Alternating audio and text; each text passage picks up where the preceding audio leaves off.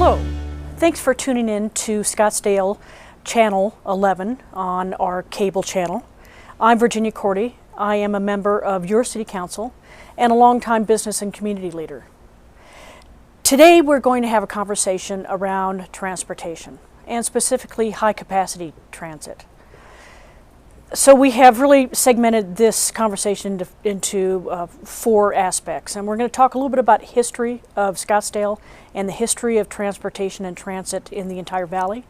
We're also going to talk about the needs of Scottsdale, our citizens and our tourists.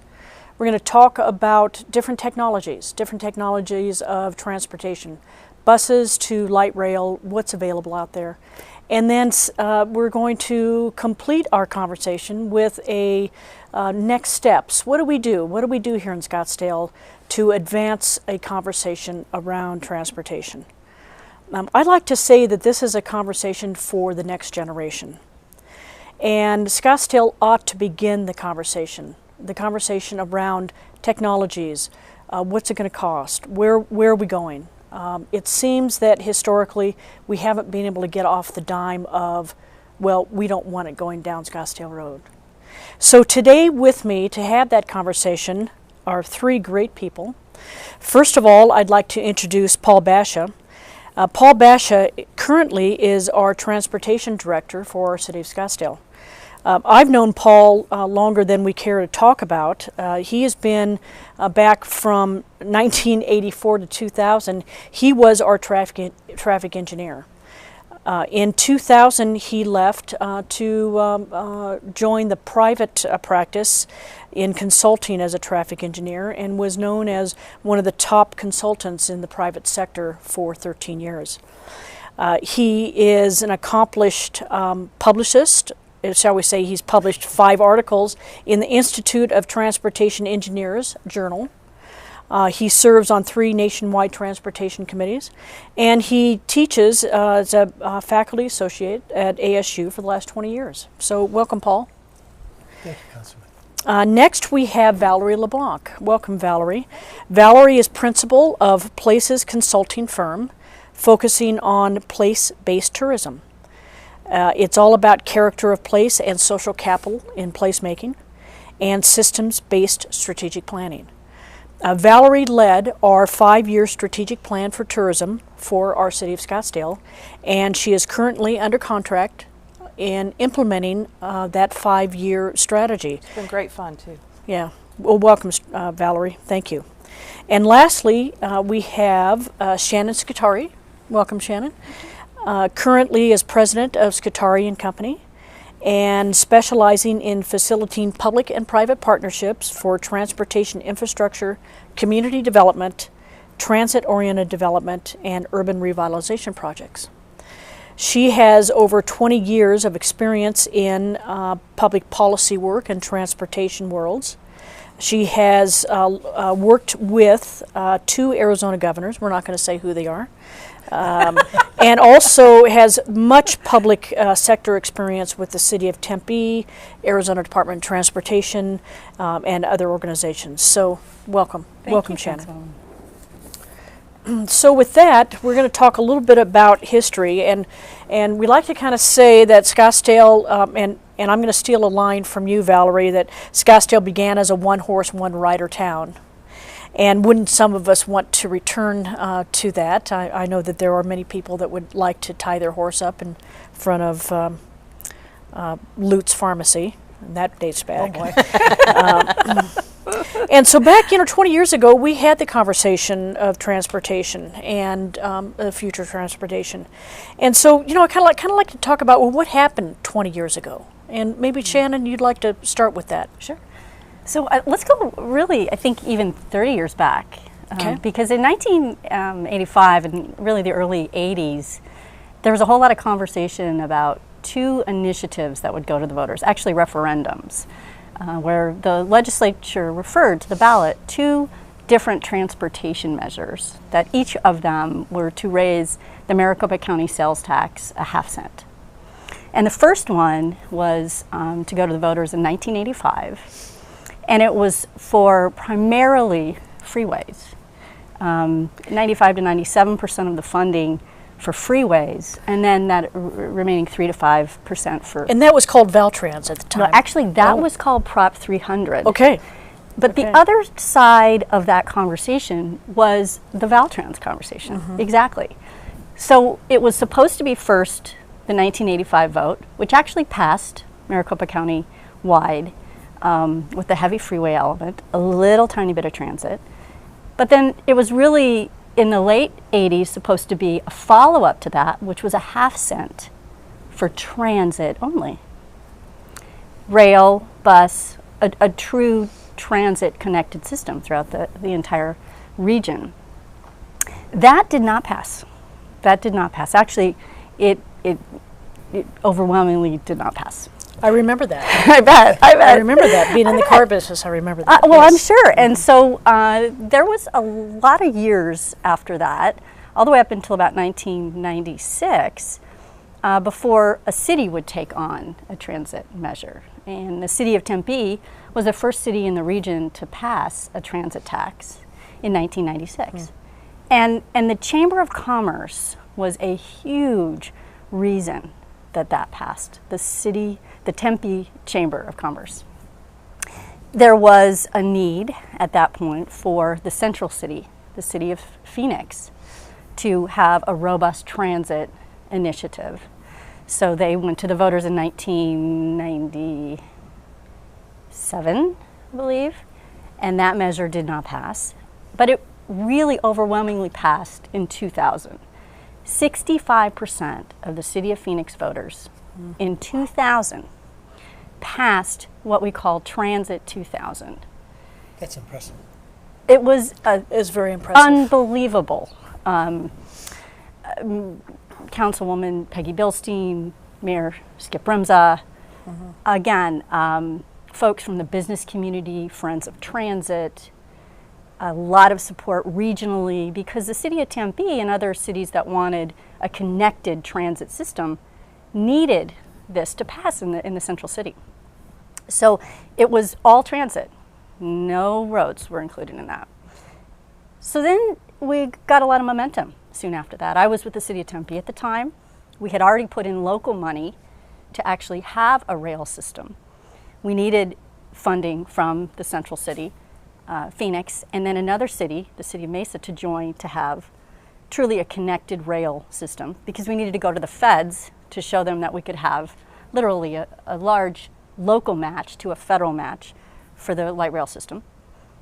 And so there was a lot of momentum at that time after it passed in Phoenix. And so all of the cities and towns within the Maricopa County region in the early 2000s negotiated the regional transportation plan to go to the voters to basically extend that original 1985 half-cent sales tax that was primarily for roads.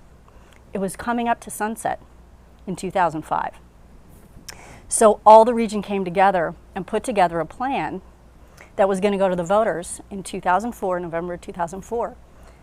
And it was agreed upon that the needs were very different in the communities, and that literally 33% of the roughly $17.5 billion that was projected over the 20-year lifespan of the tax extension, 33% would go to rail and transit, which was about really $6.5 billion of the plan. 10% would go to arterials, roadways within the cities, regional connected roadways. And remember, this was all the cities. This was Peoria, this was Chandler, this is Glendale, this is Tempe, this is Scottsdale had its needs. And that 57% of the funding would go to roadways. That overwhelmingly passed in November of 2004. So for the first time in the history of the region, we finally had billions of dollars going for regional transit. And was that Proposition 400? And that was Proposition 400. Okay, okay. Thank you. So, so that was in 2004, 2005. So then I believe there was a conversation among Scottsdalians to,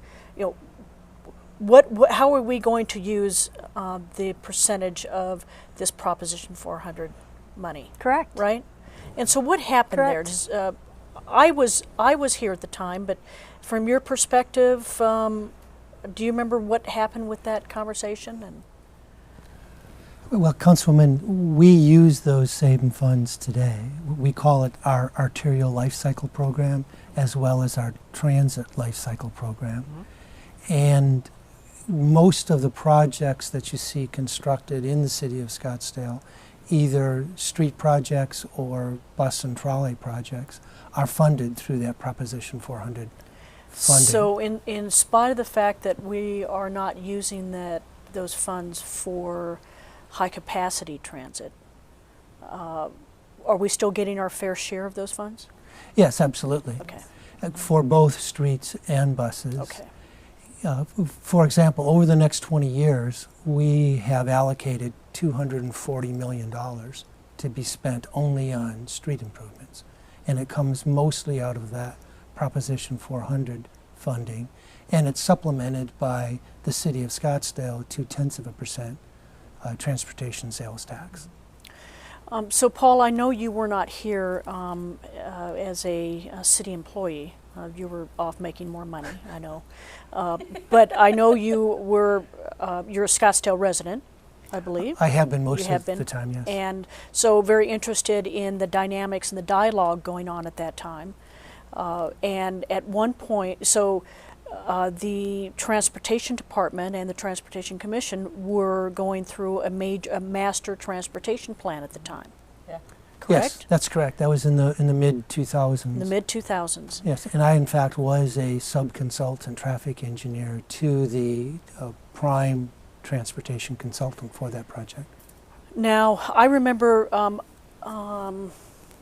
shall we say, a bit of contentious conversation around what would be included in that master transportation plan, and that there were many individuals in our city concerned that if light rail or any type of rail technology was included in that master transportation plan, that would be the fait accompli, and we'd have it going down Scottsdale Road. Is that true? So I actually want to talk a little bit to that by really giving a lot of credit to folks that negotiated Scottsdale's fair share in the regional transportation plan, because there was a need to have a real regional approach, because the system itself, to be successful, has to truly be regional and connected. And that was really the spirit of how Scottsdale participated, that it got its fair share, but it also was very supportive of having a successful regional system that it could potentially maybe someday tie into. So the contentiousness that I was in the city of Tempe at the time as their government relations director. So we were really concerned with getting our federal funding for the light rail system, because we were Tempe was using its own local sales tax to fund it's 5.5 miles within the city of Tempe for the whole 20 miles. Couldn't use any of the regional sales tax for that. Could only use the regional sales tax for extensions. So I watched during a lot of the conversation, Scottsdale have the opportunity to connect the rail system at some point in time, not in the early 2000s, but At some potentially future point. at some future point on Rural Road into Scottsdale. And so the decision was that there was a few extra miles in the plan for Tempe to extend either north on Rural Road or south on Rural Road, Chandler. And that's when I think there was a resistance, both from Chandler and from Scottsdale at the time, to connecting into that system on Rural Road. Now I will say the conversation has changed dramatically in the city to the south of Tempe, Yes, and they are looking for ways to connect into the system. very much so. But that was what I had witnessed in the city of Tempe. Well, certainly location has always been an issue here in Scottsdale. I remember there was a lot of pressure put on the city council at the time to eliminate any information or research regarding light rail in that master transportation plan. And the city council directed by majority for the consultant to just ignore transportation, high capacity transit at that time, which has really, from my point of view, has put us behind the eight ball. And I think that's what we'd like more conversation around as we get into this is what are the needs of Scottsdale today, 10 years later, and how can we move this conversation forward in a productive and inclusive manner to, shall we say, better meet the needs of our residents, the next generation. So, with that,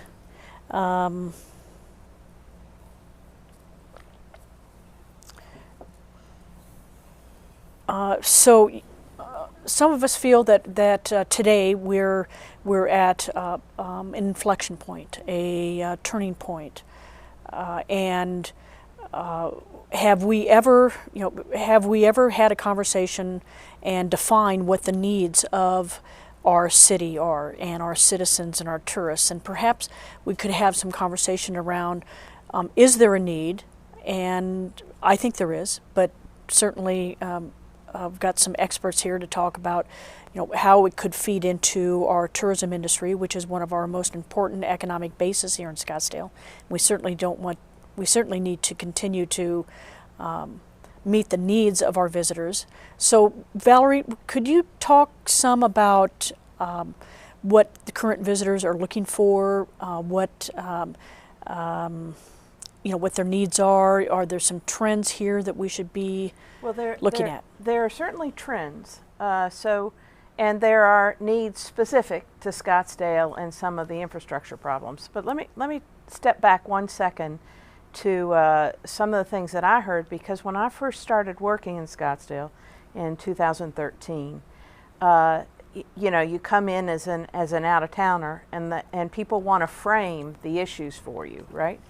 And so the first frame I heard was we've got to be really careful about light rail on Scottsdale Road, and we spent a lot of time and energy with trying to get utilities undergrounded there and to have it be a beautiful place. And so that was sort of the first frame that I heard about it. The second was there was a lot of concern around, were we just trying to develop the entertainment district and the nightclubs and that kind of stuff, and is that what the future of tourism, is that what we thought the future of tourism was? And both of those concerns seem to have some valence toward light rail. If we have light rail, we'll get more of that. If we don't have light rail, we won't get more of that. And so that was sort of, and all those components are components that people like to go out at night when they're travelers. People like to take light rail, especially with, if you don't mind me saying this, especially with going and having a cocktail at dinner or something like that. And it's a little bit easier to imagine going to the great restaurants downtown if you can take some kind of transportation. I'm sure Uber has super benefited from that kind of point of view. And so, we have to be really aware that in lots of places where visitors come from, they're used to those amenities. They're used to being able to jump on transit of some sort, if it's a streetcar or, a bus system that really works well, or light rail or Uber or those things. They're used to those. So we have to have that available to visitors. And we have to recognize that in Scottsdale, in this region, you have a very expensive rental car system.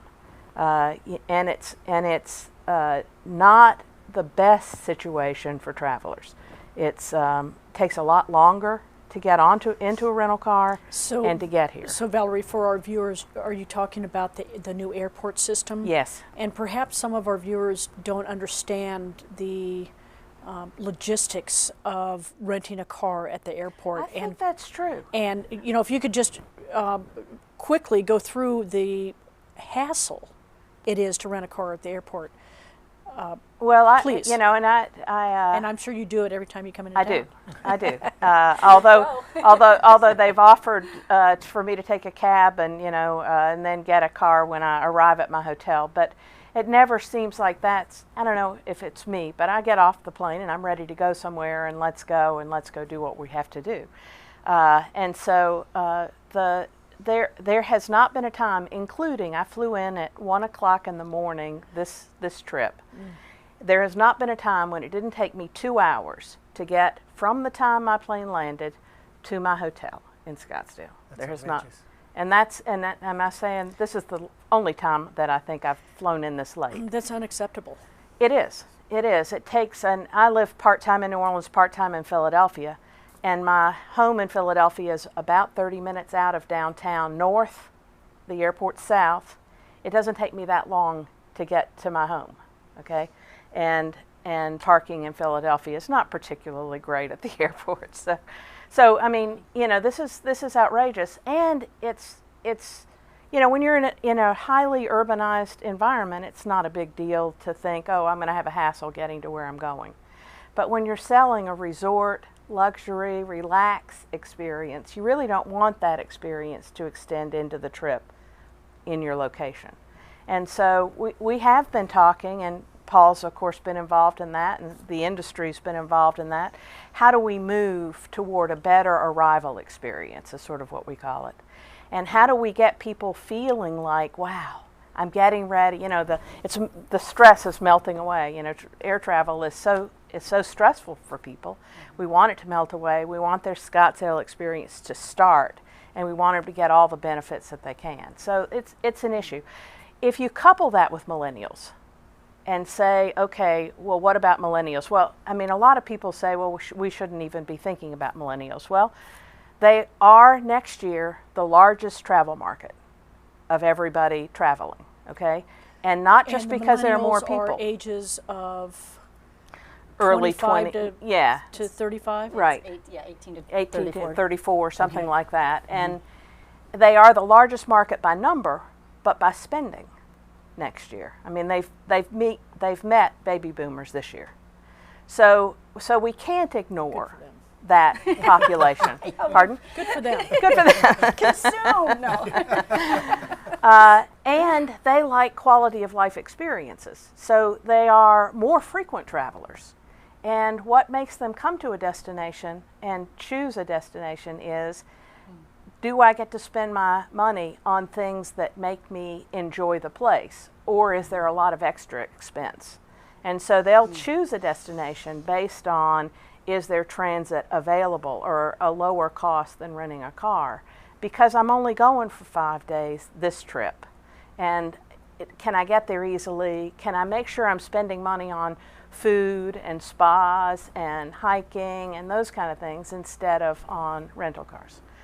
The other thing is the rental car fees in Arizona are some of the highest in the country. And so I'm here this trip, I'm spending more on fees than I am on renting the car. And you know, people look at that stuff, and they think about those kind of expenditures. People are traveling more often. They'll come here, they'll see it, and they might choose another destination. And we don't want that. Paul, did you have something to add? I do, Councilman. Thank you. You asked about the arrival experience into Phoenix Sky Harbor Airport and then renting a car and getting to Scottsdale. Approximately a year ago, 3 of us in transportation took a little field trip to the airport and imagined that we were tourists. When you get off your plane and walk to the gate and walk to your baggage claim, there is not a clue that Scottsdale even exists. That's true. There's no word Scottsdale anywhere.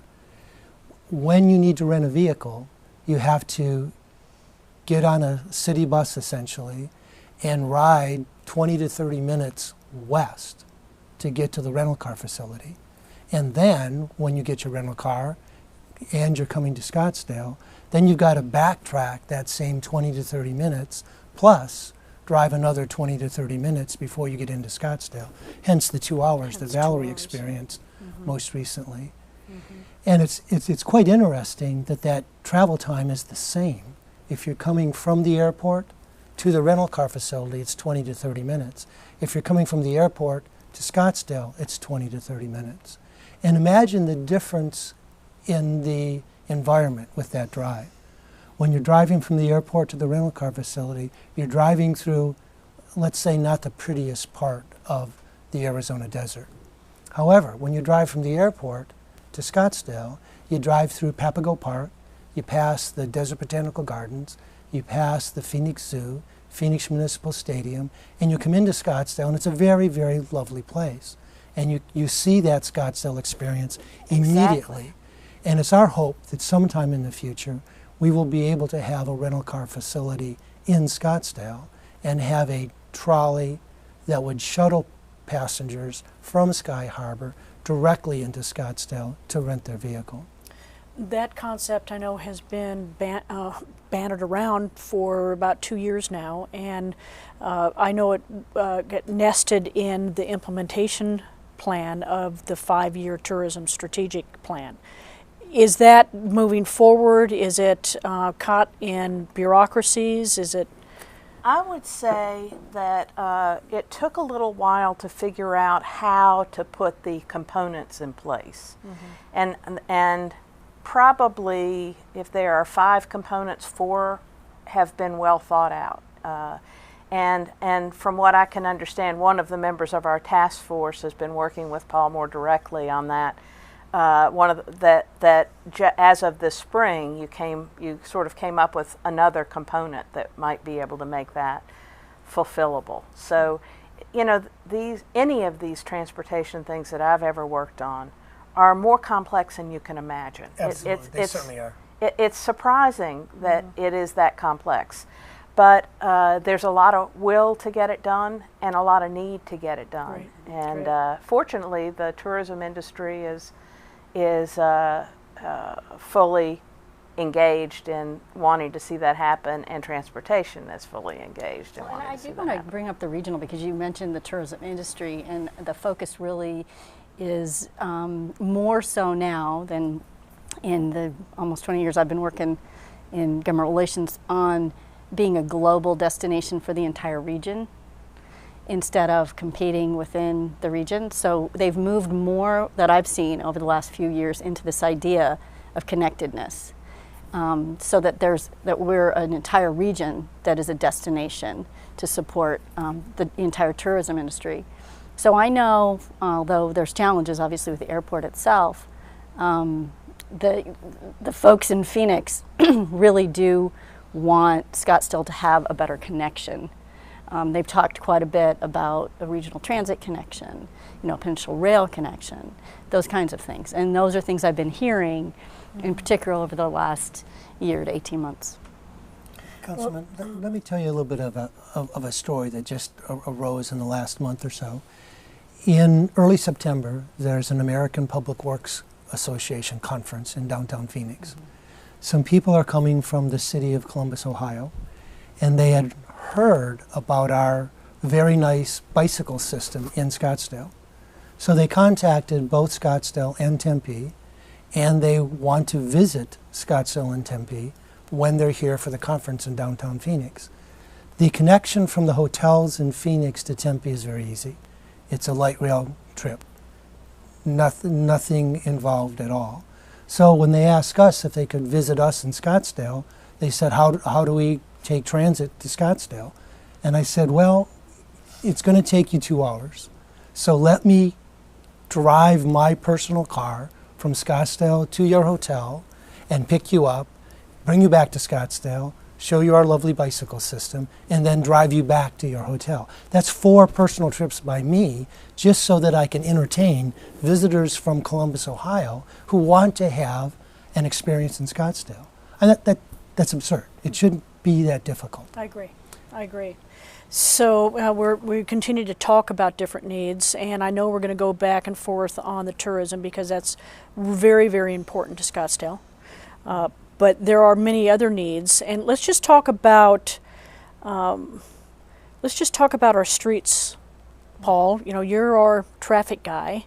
What is the capacity of our roadways, since our arterials are the only thing we have in Scottsdale? Is there a concern there as we move forward in the future? Yes, Councilwoman, there is concern. Generally speaking, our arterial and major collector street system is at about 70% of capacity. And frankly, that's by itself a good number. If it was much lower, we'd be devoting too many of our resources to asphalt and streets. It includes property. Much less than 70% would be inefficient. Much more than 70% would be congestion, citywide congestion, and that would be poor too. So in general terms, it's acceptable, our arterial and collector street system. However, there are locations where our street system is 20% over capacity, and that's congestion. And the biggest example of that is Indian School Road between downtown Scottsdale and the Pima Freeway. Downtown Scottsdale, as you well know, is home to many large employers and large attractors. Honor Health is in downtown Scottsdale. The Galleria Corporate Center is a large employer now. And then also we have Scottsdale Fashion Square, which is a draw from the freeway system into downtown Scottsdale. And then, of course, downtown Scottsdale itself, along the waterfront, is becoming increasingly attractive and increasingly desirable. So there's a strong transportation connection between downtown Scottsdale and the Pima Freeway that's over-congested. And that simply needs to be solved. Streets are expensive. As I mentioned earlier, we have approximately $20 million scheduled to be spent over the next, I said that wrong, sorry. Over the next 20 years, we have approximately $12 million to spend every year for street improvements.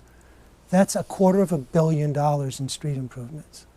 And all that buys us is a little more time, and our existing street system can accommodate, we hope, the future traffic. One of the serious problems we have in Scottsdale is travel in Scottsdale has one choice. We only have private cars. That's truly our only realistic, practical choice. And that's just not the way we like to live in the United States, and certainly not in Scottsdale. We want choices. We want choices where we live, choices where we work, choices where we vacation, whether it's a long vacation or a short vacation. We want choices. We want choices in the type of vehicle we want to buy and travel in.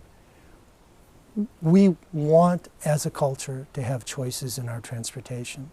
Scottsdale doesn't have choices, and we should have choices. Our trolley system is getting better and better every year. Our ridership is increasing. In fact, of our 3 bus and trolley systems in Scottsdale, 2 of those top 3 are trolleys. Those are free to the riders. They serve essentially downtown Scottsdale to the Tempe border and serve quite well. We also have City of Phoenix buses that operate in Scottsdale and Valley Metro buses that operate in Scottsdale. And we are constantly trying to improve our bus and trolley ridership, which essentially is frequency. We're Americans. We're an impatient lot. If we sit at a traffic signal for over 30 seconds, we're unhappy. If we have to wait 20 minutes for a bus, that's obviously much longer than 30 seconds at a signal. It's not going to happen. People do not wait 20 minutes for a bus in 105 degrees weather. Correct. Correct. Yeah. Even if they're prone to riding buses. And let me tell you another statistics, if I may. That's kind of my job as an engineer. The Pima Freeway is currently being widened from 4 lanes per direction to 5 lanes per direction. It's a 25% increase in the capacity of that street, in the capacity of that facility, that freeway. When the construction is all done, it's a 10-lane facility, it will still be congested. Still be congested. We will spend, it's not Scottsdale money, but nonetheless it's taxpayer money, $100 million to gain a 25% increase in capacity and still be congested. That's $10 million a mile for that improvement. And I think that conversation is really important when we start getting into technologies. So we compare the price of supporting roadways and the automobile versus supporting other high capacity technologies, and what that difference is, because we've got to remind ourselves that yes, we're paying for those roadways. The taxpayers are paying for those roadways. Correct. And the maintenance of those roadways. And the carrying capacity of doing one type of technology versus another, the Correct. ability to carry larger amounts of folks Correct. along that system. I did want to comment on the choices, because I wanted to kind of connect what Valerie had said with the millennials and the baby boomers.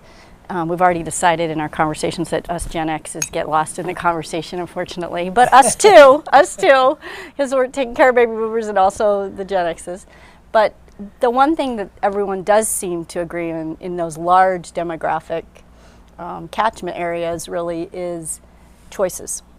They agree that they really are choosing to drive themselves, by themselves, less. And they are okay. We're very car-centric here, but even what we're finding throughout the rest of the region is folks are really making the choice to not drive when they have other options. Certainly.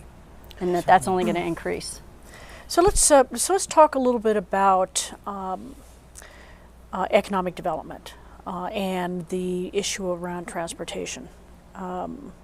We know that there is a huge influx of the workforce that comes into Scottsdale every day. And I pulled the statistics off of our Scottsdale City Economic Development website called Choose Scottsdale. And those statistics, I was really surprised. Of those numbers, so employees who live outside of Scottsdale, there's 119,000 employees that live outside of Scottsdale. There's another 25 or 26,000 employees that live in Scottsdale. Of those, 82% of our workforce comes into Scottsdale every day, somehow. 82%. And I think you can talk to any urban planner or any economic developer or any traffic engineer to know that if a city is importing 82% of its workforce, that's not sustainable. Because they're primarily getting into Scottsdale by vehicles, by automobiles, because we don't even have a robust bus system. Correct. So we have historically been a net importer of employment. And, you know, I believe that is something that is very important to consider as we move forward in talking about technologies and talking about this conversation of, or for the next generation. And correct me if I'm wrong, everything I've read that today's millennials, and you know, no offense to Gen Xers, We're used to Or it. baby We're like the boomers. middle child. or baby baby boomers, want yes, to live, okay. work, and play in the same area. We do, Absolutely. and the millennials are the epitome of wanting to live, work, and play. Oh, yes. They want No hassle. they want to be in an area of culture and music and arts. They want the coffee shops. They want the sense of place. Yes, They want the experience. They don't want the shiny cars. They want the experience. Exactly, the lifestyle The experience. lifestyle Absolutely. experience. And yes, Scottsdale is creating some of that lifestyle experience with many of our housing options that are coming into construction and are already open, and they are creating that sense of place, isolated, so to speak, and within their own little walls. But yet, millennials want that sense of place. They don't want to own a car. The number of driver's licenses that are being issued in the United States is continually dropping because people don't want to own cars. Right. So I think it's important as we move forward that we continue the conversation around choices. And you deserve a lot of credit in Scottsdale for the walkable, bikeable, connected within The complete streets, yes. Scottsdale experience. But we can do better. And you've got that here, but the question, like you just mentioned, Councilwoman, is are you an island that then no one else can really connect to? And that doesn't provide future opportunities for a sense of energy that comes from other places that That's right. helps you grow for the next generation. That's right. So, you know, we rely, our general fund is primarily funded through sales taxes. Mm-hmm. And so we rely on individuals to spend their money in Scottsdale. And so it's not only an influx of the workforce to do business here in Scottsdale, but it's also the influx of the shoppers from other parts of the valley to go to the Scottsdale Fashion Square or go to our downtown to spend their money. And that's important to us too. So I'm glad you raised that question about becoming an island. I think it's instructive to examine other metropolitan areas in the United States. Yes, so that's a great Georgetown idea. Georgetown is a Washington, great DC. one. And Valerie, I know you've done some research on Georgetown, or some of you have. If you want to talk a little bit about their experiences the last 25 years or so. Well, I think my experience in reading their recent plan is that they're distancing themselves from their experience in the past of foregoing their isolation, and they're saying we really need to be connected in DC. Because they said no to a connection to a high-capacity transit system 25 years ago. 25 years ago. They said we're good. We're Georgetown. We're Georgetown, and we're good. And they had a big we'll university. stay this way. And they have, right. And they had Everyone a will come to fabulous, us regardless. Right. Correct. Yeah. Exactly. Right. And what they saw was a decline in their offices, a serious decline in retail, and more recently, I think, a decline in real estate values, because that connection is what drives the relevance of the place. Absolutely. And so, I guess so. Jinx. and so it is a beautiful place. Scottsdale is a fabulous place. Yes. And you know, one of the things I think about with the millennials is they spend all of their time in this network environment, or a lot of their time in this network environment. And what that means, there's an author you may know, his name is Manuel Castells, came out of Berkeley, wrote a wonderful 3-volume set, Millennial, Identity, and something else. I can't remember the last one. But essentially his thesis is the more time and energy and economics that are involved in the network, the more value place has. And so think about the things that you love about Scottsdale and recognize that this connection is going to make, if you do it right, will make those things that you love more what people are coming for. It'll be more important that you have the arts, the culture, the walkable, bikeable environment, the small lot development in downtown, if you can hold on to that. All those things will gain value in this connectedness. Yes. And the connectedness, I want to leap a little bit into some of the research that we're finding is really influential in health and brain activity and preserving really your high capacity brain throughout your entire life. The connectivity between yourself and experiences and other people, and that community has been shown. I mean, folks like even Dr. Andrew Weil, who's from the U of A and an internationally known expert on brain functions and brain health. Sure, nutrition's important, physical exercise is important, but one of the most important indicators of brain health as we age is our connectedness to others and our community. And so you can even make the connection. Yes, are there challenges with a transit system that includes an opportunity for diversity and all kinds of folks and experiences? Absolutely. Is that a risk to say, oh, well, then we'll have to, all of the folks that ride the public transportation system will be connecting. Those folks coming from the West Valley, or those folks coming from the East Valley, or those folks coming from Phoenix.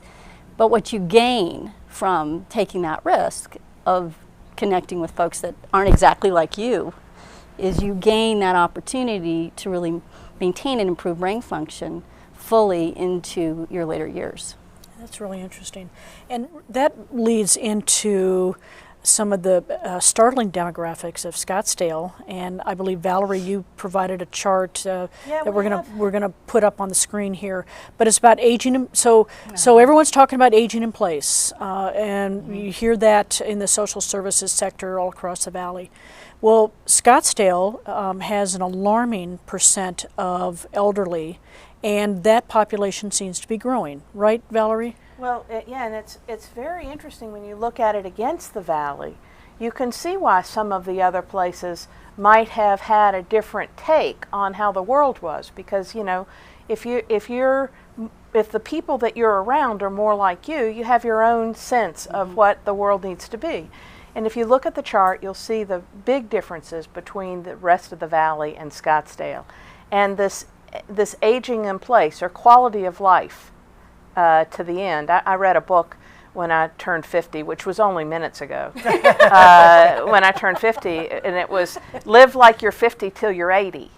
And all of those issues. I mean, all of ours. Who doesn't want to do that, right? Right. Well, Absolutely. these are the components that make that possible. The more you're isolated in your home because you don't have transportation capabilities and those kind of things, your sense of decline of quality of life is tremendous. And everybody that I've met in Scottsdale really gets quality of life. They really understand. That's why we're here, absolutely. It's true. So I take this a little personal too, because I want to be able to stay here and have that experience for the long term throughout my life, and I want a sense of connectedness. So a lot of this work throughout the valley for me has been to have that, so I can stay here and have that experience. But it's also so my children, right, who are almost 15, almost 14, and 6, have a place that they actually want to come and live in after they go off to college or wherever they go off to, or somewhere in state or whatever. And that's the other challenge too, is that are we keeping the talent that we're raising in? We're not. We're not. So Scottsdale. I was in a conversation with several friends with sons and daughters in junior, senior level of high school. And all of them were going out of state to school. And talking to them, or do you see you coming back to Arizona? I said, no, Arizona doesn't offer me the type of jobs that I'm looking for, that I can thrive. Yes, I can have a job in Arizona, but can I thrive, and can my career thrive in Arizona? And there's a perception that it can't.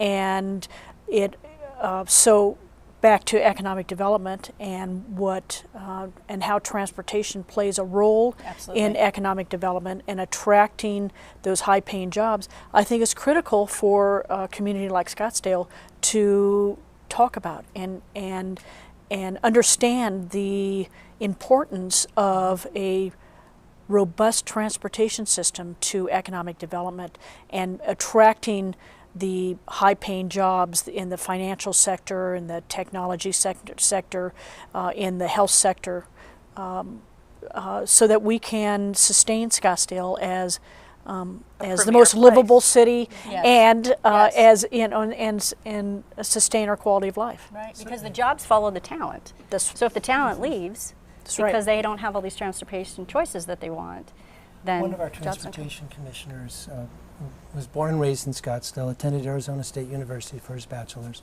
and then went to one of the schools in Boston for his master's degree. And talking with his fellow students, he tried to extol the virtues of living in Scottsdale. And for him, it was an easy conversation. Sure. None of his friends joined him in returning to Scottsdale. They all went to other parts of the country, and a large part of the reason was because of the relatively poor transportation system in metropolitan Phoenix. They simply did not want to own a car. They did not want to live in a community where they were forced to own a car. They wanted to live in a part of the country where they had choices, where they had transportation choices. Yes. Thank you, Paul. Thank you for that. Anything else on needs? We've talked about business needs. We've talked about attracting businesses. We've talked about tourism. I want to say aging in one more place. thing about Yes. tourism, which is I think that in tourism, it's funny because everything's fractal, right? So if you run a hotel in Scottsdale, your competitor might be the hotel across the street, right?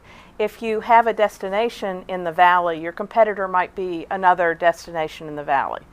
And so far, nobody's quite there for Scottsdale, right? Scottsdale still has the lion's share of what people come to this region for. But there's an interesting brochure that's gotten a lot of traction recently. And it is a brochure that connects up the rail system and arts and culture. And so if you want an arts and cultural destination, you don't have to come to Scottsdale. You can get on light rail and run through all the assets that are along light rail. And they've put out a brochure about this. Oh, okay? yes, connect downtown with Tempe and the Desert Botanical Garden, and go on to Right. The Arts Center in It's an arts Tempe, center. Oh, it's in Tempe, and yeah. then on to Wow. So they're Yes. leveraging the assets that everybody's built And Scottsdale's absent. and Scottsdale's absence, right. And yet we pride ourselves as being the center for arts and culture. Right. Well, and then there's a really telling other piece of that, and that is recently I was listening to the post-Super Bowl report from the woman who ran the Super. I can't remember her name. Jay Perry. I was going to mention the Super Bowl when you said we miss out because. Well, Scottsdale some- did what they could Yeah. in putting together the big Fashion Square event and things like that, but Right. the NFL and now the follow-on college championships. They're going National elsewhere. championships. Both of them want to say, we really like the light rail and the flexibility that gives us for attracting people to our events. And that's more That's the right. model going forward. And the high, the folks that the premier events for those things are the ESPN tents, the media tents, things like that. So folks want to still experience Scottsdale, but the events and the media activities and the free concerts, they're all in downtown downtown Phoenix.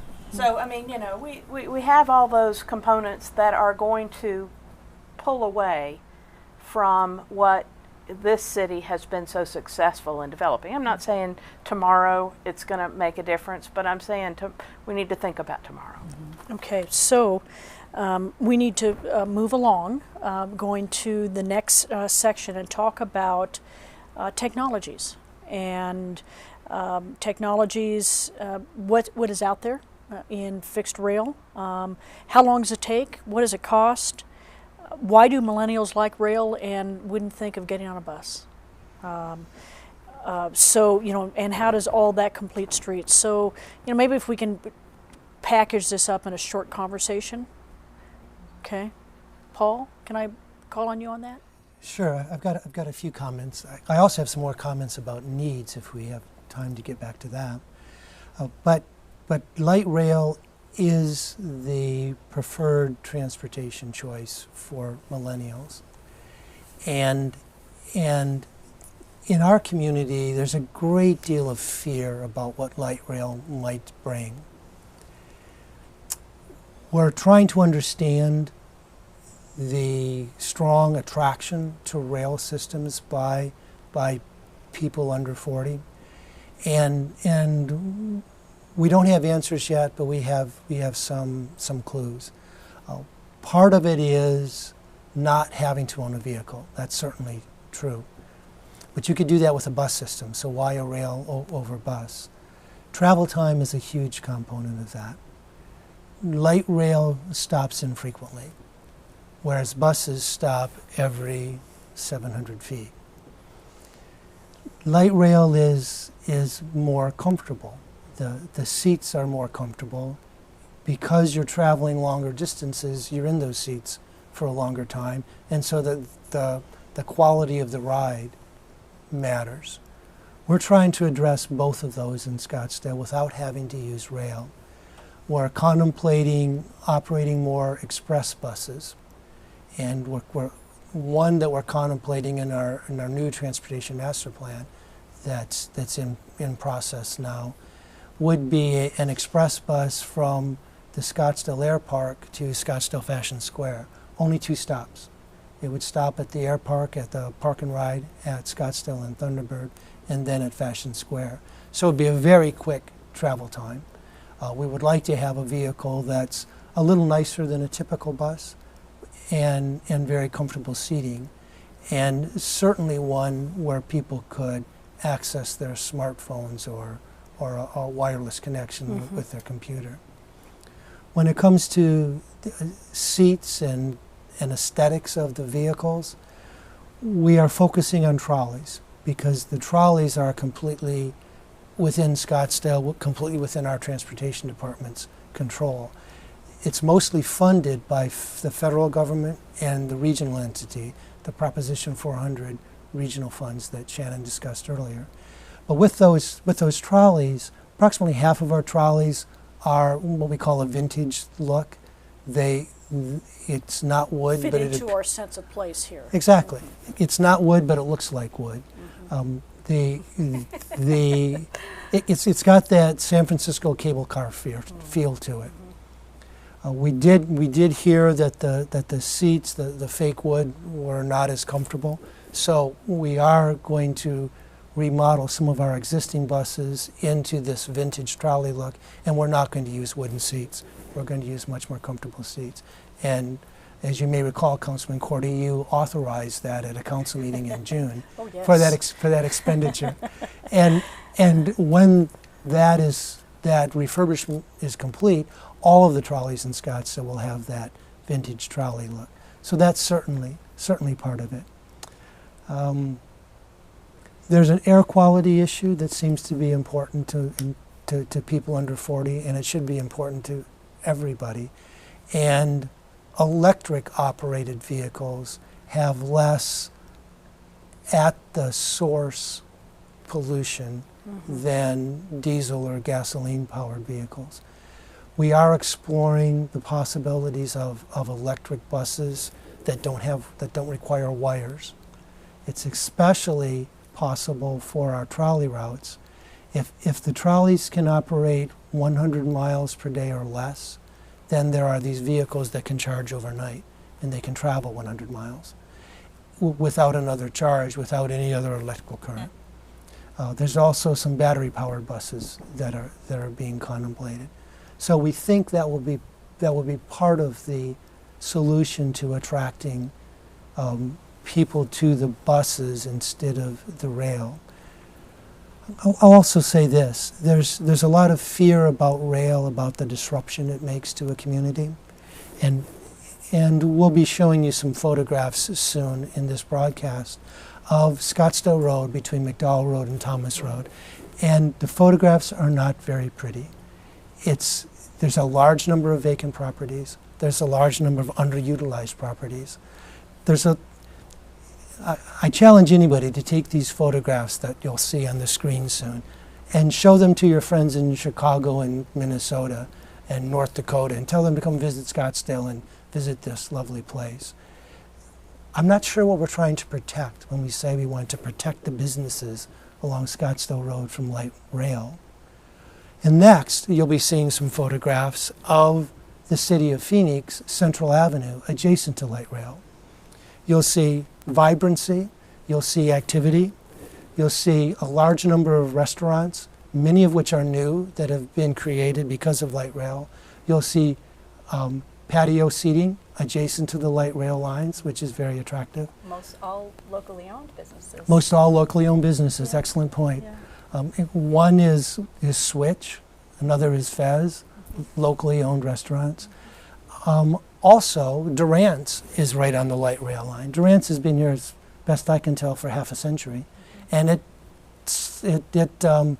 survived quite well through the light rail construction and is still very, very functional.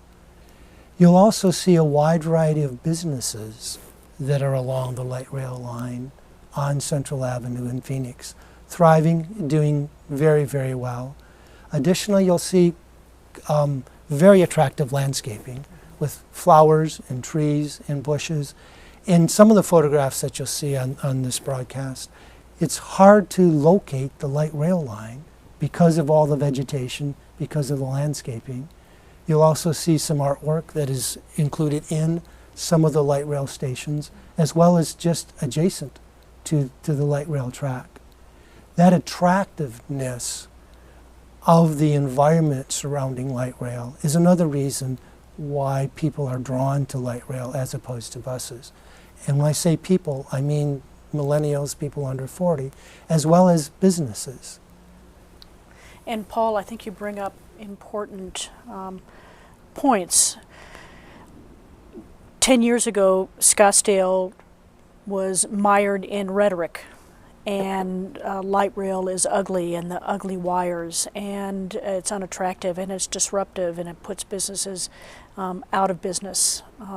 Yes, there has been some fallout on some businesses. I used to go to Jordan's on Central Avenue, Jordan's Mexican food, as you know, when I was 12 years old, and it was a from 12 to 50, and it was a great place, but it didn't survive. So is that due to the light rail, or is that due to something else? I don't know. But you bring up the point is that light rail is attractive, and if we can get in the city of Scottsdale and conversations, if we can get past the rhetoric of 10 years ago, I think we can move this conversation forward. Councilperson, in the conversations that I've had lots and lots of conversations as an outsider, where people are talking to me about what's important about Scottsdale.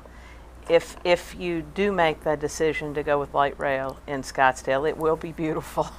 Yes. I'm very confident of that, because that's what the people here understand as one of their quality of life standards. And So we talked about along light rail, Central Avenue is a great example of a refurbished a refurbished area which is alive and well, and businesses that are thriving. And here on Scottsdale Road, we're wondering what we're protecting, because I know exactly what you're talking about, Paul, because I've kind of lived down there for many, many years as a business person, and watched, I witnessed the rise and fall of that whole area, and the decline has been continuous since about 1992. So where was I going with this? So how would we consider connecting? You know, we've talked about connection to other parts of the valley as important not only for health, but for businesses and workforce and business attraction. How do we connect? Should we say light rail is it because we could connect cleanly and that transition would be clean? Or are there other technologies of fixed rail that would be attractive, that would perhaps be a better fit for Scottsdale? Right, and we call these things in transportation 20-year overnight success stories. 20-year, say that again, Shen. 20-year overnight success stories. And what do you mean by that? Well, folks only remember when you cut the ribbon.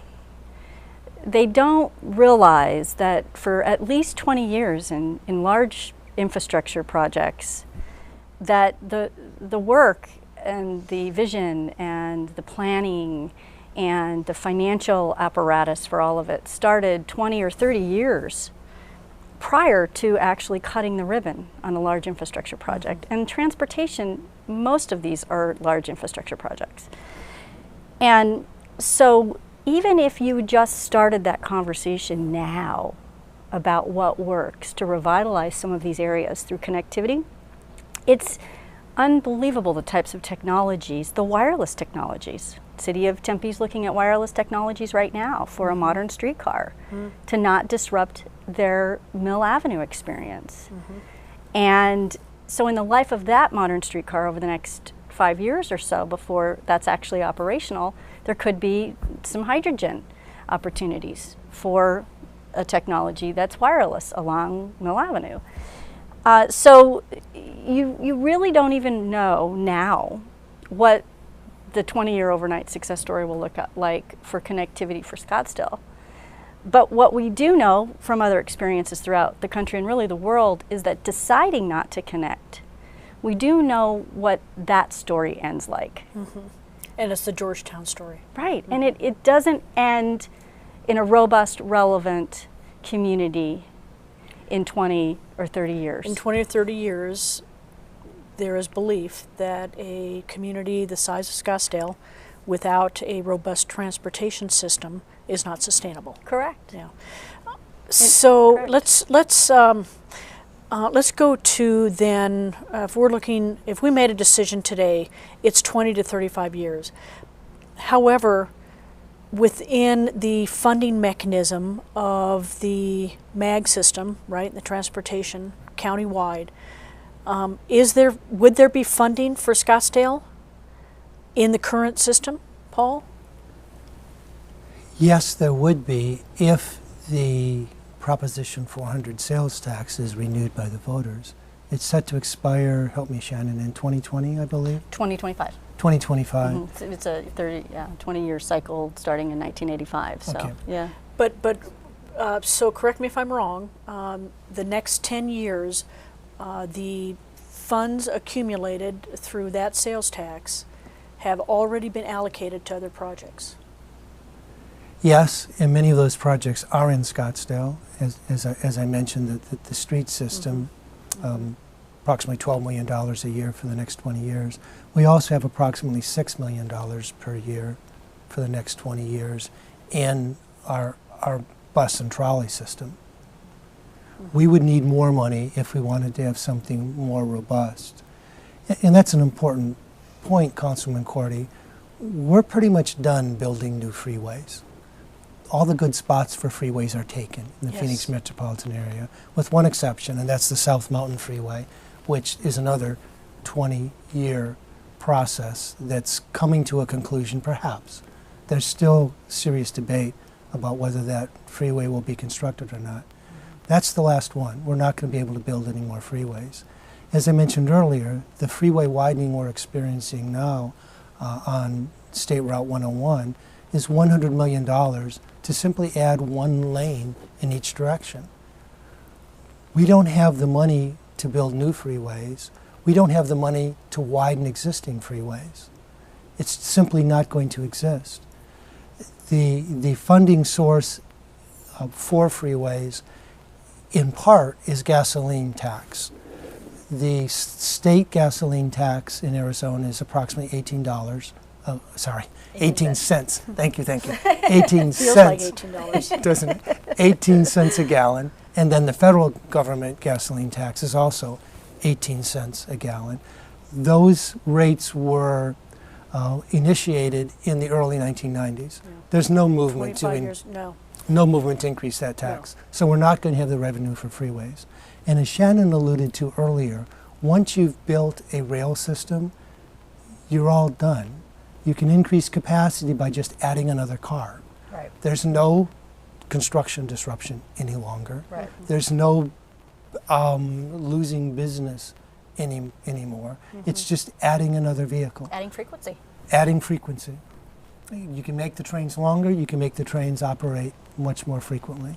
And it's exactly what was accomplished with the Super Bowl when it was here, just added freeway cars. We couldn't run out and build another lane of street on Scottsdale Road just for the Super Bowl, but we could just add another car to the light rail and increase its frequency. It's done for the Diamondbacks baseball games, it's done for ASU football games, and soon when I leave my home on the edge of Scottsdale to go see an event at the Mesa Arts Center, I'll be taking light rail. That's what I'll be doing. That's right. That's right. Anything more on technology? Should we move to next steps then? What would the next, Paul? You're fine, please. Okay. So we know that the Transportation Master Plan from 2008, Correct. right? In 2008, we're updating that. Can you Correct. just give us a short synopsis of what that looks like and where the Transportation Commission has been a part of that? Absolutely. The process is entirely before the Transportation Commission. We began in March We're hoping the commission will develop a draft recommendation to the City Council late this year, perhaps November or December. We're hoping it will go before the City Council in next spring, perhaps February or March. There are 4 different elements to the Transportation Master Plan. One is streets, one is bicycles, one is pedestrians, and the last is transit. The streets element, we have a number of relatively controversial ideas that have been expressed. One is to narrow Scottsdale Road downtown from 2 lanes per direction to 1 lane per direction. And that would accomplish what, a better pedestrian experience? Exactly, exactly. A better pedestrian experience. And safer. And much safer. Currently, pedestrians are crossing a 4-lane street at a wide variety of locations. Typically, they're tourists. They like the restaurant they ate at yesterday on one side of the street, want to eat at the restaurant on the other side of the street the next day, and they just walk across the street, trying their best to miss cars. It'd be easier if that roadway was narrowed. And more attractive to do that. And more attractive as well. We also would envision angle parking along Scottsdale Road.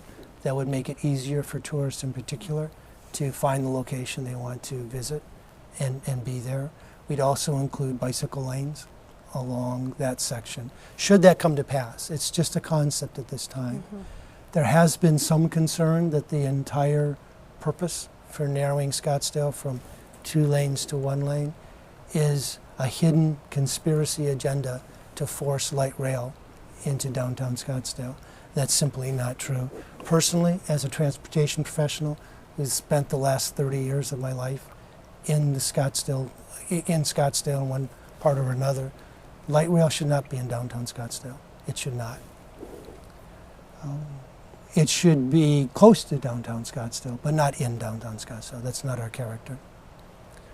Other aspects of the streets element, we're contemplating widening Chaparral Road from 1 lane per direction to 2 lanes per direction, and that's a short 2-block section from 78th Street to Miller Road.